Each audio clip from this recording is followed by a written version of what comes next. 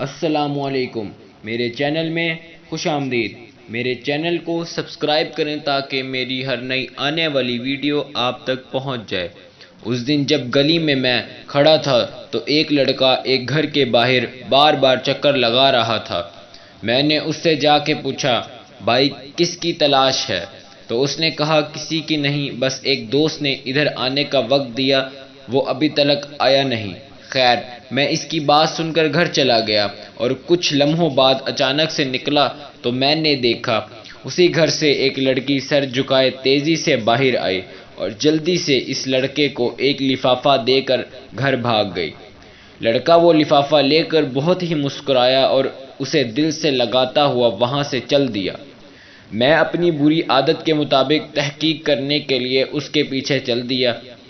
وہ لڑکا ایک درخت کے نیچے جا کر رکا اور اس نے اس لفافے کو کھولا جس کے اندر سے ایک صفحہ نکلا۔ اس نے اس صفحے کو کوئی 3 سے 4 بار چوما اور اپنی آنکھوں سے لگایا اور پڑھنے لگا۔ میں دور سے اس کے چہرے کو اور حرکات کو دیکھ رہا تھا اور اپنی قیاس آرائیوں میں مصروف تھا۔ اچانک سے دیکھا لڑکے نے آسمان کی طرف سر اٹھایا اور بے ہوش ہو کر گر پڑا۔ میں بھاگتے ہوئے اس کے قریب گیا اور اس کے ہاتھ سے وہ ورق لے کر تجسس سے پڑھنے لگا۔ یہ ایک خط تھا جو اس لڑکی نے اپنے اس عاشق کو لکھا۔ السلام علیکم، اے وہ نوجوان جس نے ابھی اپنی ماں کی گود سے باہر قدم رکھا ہے اور اس کی تربیت کرنے پر تھوک ڈالا ہے۔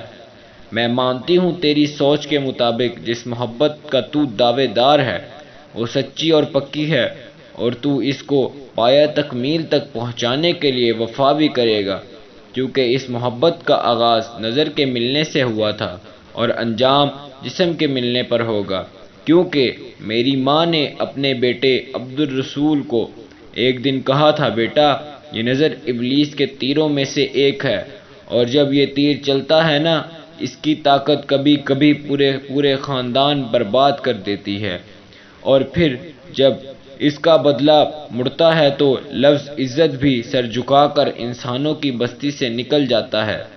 لہٰذا اس آنکھ کو صرف اپنے سونے حضور صلی اللہ علیہ وآلہ وسلم کے چہرے کو دیکھنے کے لیے منتظر رکھنا، ورنہ قیامت کے دن اپنے ماں کو حضور صلی اللہ علیہ وآلہ وسلم کی بارگاہ میں شرمندہ نہ کرنا کہ میں اس بات پر شرم کے مارے ڈوب مروں کہ میں نے تیری تربیت میں کمی چھوڑ دی تھی۔ تو سن اے خود کو خوبصورت شہزادہ اور مجھے دنیا کی حور سمجھنے والے، میں ایک سید زادی ہوں اور میرا تعلق اماں فاطمہ کے قبیلے سے ہے جو قیامت کی تمام جتنی عورتوں کی سردار ہوں گی۔ میں نے اپنے لیے دعا مانگی ہے کہ اے اللہ مجھے جنت میں ان کی خادمہ بنانا، تو خود فیصلہ کر، اگر میں تیری محبت میں مبتلا ہو جاؤں تو خادمیت تو کیا، مجھے جنت کے قریب بھی نہیں آنے دیا جائے گا۔ رہا سوال تو نے جو مجھے کل شام باغ کے اس پیڑ کے نیچے ملنے کو بلایا ہے، میں وہاں بھی آ جاتی، لیکن میں تم سے ایک وعدہ لوں کہ تم اپنی بہن گڈی کو بھی ساتھ لے کر آنا، اور میں اپنے بھائی کو، کیونکہ تیری نظر میں دنیا کی سب سے شریف عورت تیری گڈی بہن ہے اور میرے بھائی کی نظر میں دنیا کی سب سے شریف عورت میں ہوں، اس طرح دونوں مردوں کی غلط فہمی دور ہو جائے گی، اور اس کے بعد جب گاؤں میں یہ خبر پھیلے گی تو کوئی بھائی اپنی بہن کو شریف نہیں سمجھے گا۔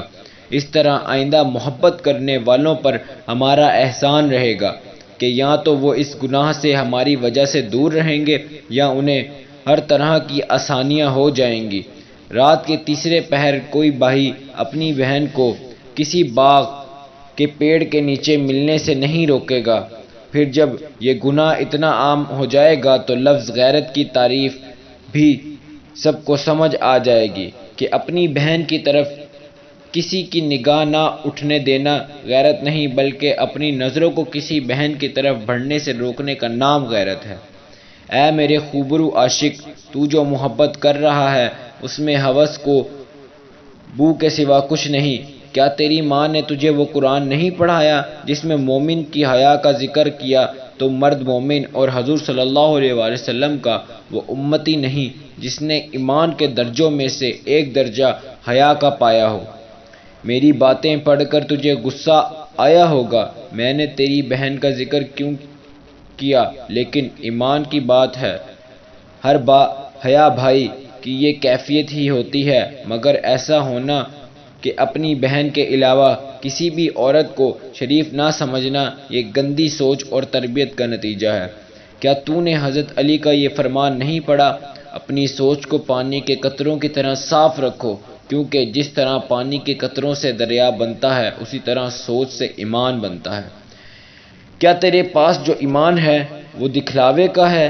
میں تجھے تبلیغ نہیں کر رہی، بس اتنا بتا رہی ہوں کہ تیری بہن گڈی جو کہ میری دوست ہے، اس کو بھیانک تجھ سے جیسے بے ایمان اور راہ بھٹکے نوجوان نے خط لکھا اور اسی پیڑ کے نیچے بلایا، لیکن عین اسی وقت جب کہ میں تجھے خط دے رہی ہوں، تیری بہن نے بھی اسے خط دیا اور اسے اس کی محبت کا جواب دیا کہ وہ اس سے محبت کرے گی۔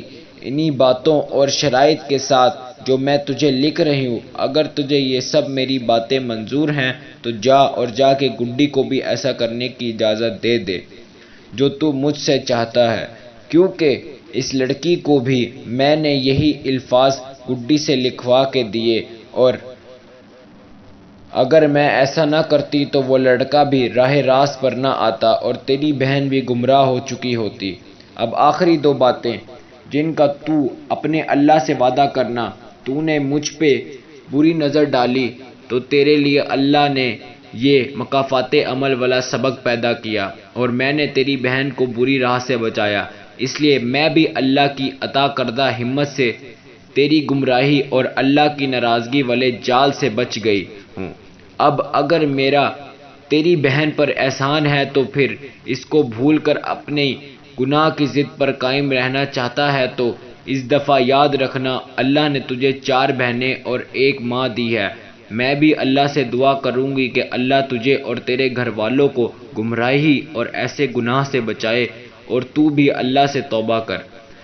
یہ میرا پہلا پیار کا خط ہے جس میں میں اعتراف کرتی ہوں کہ میں اللہ سے، اس کے حبیب صلی اللہ علیہ وآلہ وسلم سے پیار کرتی ہوں۔